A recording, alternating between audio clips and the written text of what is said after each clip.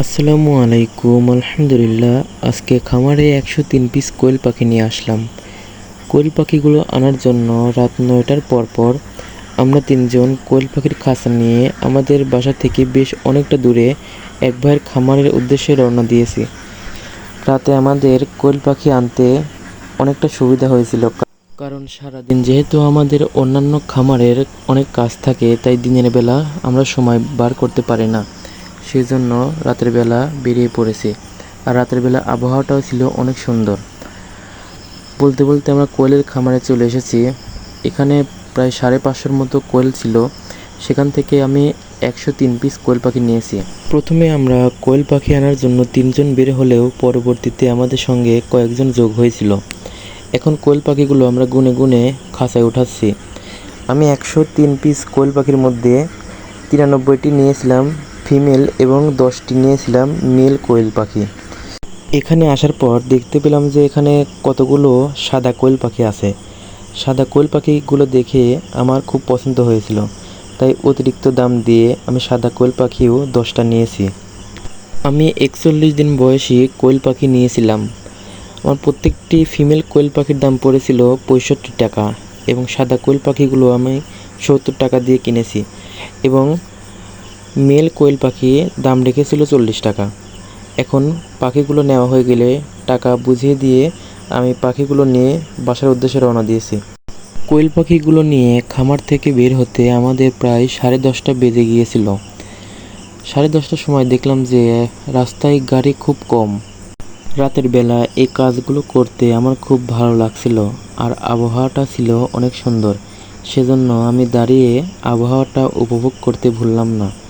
কোয়েল পাখিগুলো আনার সময় আমি বাজার থেকে 1 প্যাকেট লাইসোবিট পাউডার ও 2টা সুপার গ্লু আটা নিয়ে আসছি। কেন নিয়ে আসছি আমি সেটা আপনাদেরকে এখনই দেখাবো। কোয়েল পাখিগুলো বাড়িতে নিয়ে আসার পর আমি সর্বপ্রথম পানির পাত্রের 2 পাশে সুপার গ্লু আঠা ভালোভাবে দিয়ে দিচ্ছি, যেন পাত্র থেকে পানি না পড়ে যায়। আঠা লাগানোর পর আমি কিছুক্ষণ আঠা শুকাতে দিয়েছি। তারপর খাবারের পাত্র, পানির পাত্রগুলো ভালোভাবে মুছে এগুলো খাঁচার সঙ্গে সেট করে দিয়েছি। এই 100 কোয়েল পাখির খাঁচা ক্রয় করতে আমার 5500 টাকা লেগেছে। খাঁচা সেটআপের কাজ করে এখন আমি কোয়েল পাখিকে পানি খেতে দিব। এজন্য পানিতে যথানিয়মে লাইসোবিট পাউডার মিশিয়ে নিলাম। লাইসোবিট পাউডার দেওয়ার কারণ হলো পাখিটি যেহেতু অনেক দূর থেকে জার্নি করে এসেছে, তাই তার শরীরের দুর্বলতা কাটানোর জন্য লাইসোবিট পাউডার দেওয়া হয়। পাখিগুলোকে পানি খেতে দেওয়ার পর লক্ষ্য করলাম পাখিগুলো পানি খাচ্ছে না, কারণ তারা ছিল মেঝেতে তুষের ওপর। তারা এই খাঁচা সম্বন্ধে কিছুই বুঝে উঠতে পারছিল না। পরবর্তীতে দেখলাম না, 2-1টা পাখি মুখ বের করে পানি খেতে শুরু করছে। আস্তে আস্তে সব পাখি পানি খেয়েছিল। পরে আমি পাখিকে খাবার প্রস্তুত করছিলাম। পাখিগুলো যেহেতু অনেক বড় নয়, কেবল 2-1টা করে ডিমে আসছে, তাই আমি পাখিগুলোকে সোনালি স্টার্টার ফিটের সঙ্গে লেয়ার ফিট মিক্সড করে খেতে দিয়েছি। আমাদের যেহেতু মুরগির খামার আছে, তাই লেয়ার ফিডের চিন্তা আমাকে করতে হবে না। আমাদের খামারে পর্যাপ্ত পরিমাণে লেয়ার ফিড আছে। খাবার দেওয়ার পর দেখলাম সে একই অবস্থা। পাখিগুলো খাঁচা সম্পর্কে কিছু বুঝে উঠতে পারছে না। পরবর্তীতে দেখলাম 2-1টা পাখি খাবার খেতে শুরু করেছে।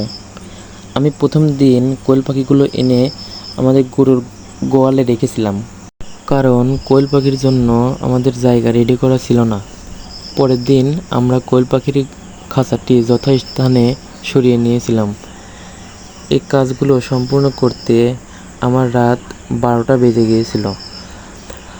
পরবর্তীতে দেখলাম যে কোয়েল পাখিগুলো আলহামদুলিল্লাহ মাশাআল্লাহ সুন্দরভাবে খেতে শুরু করেছে।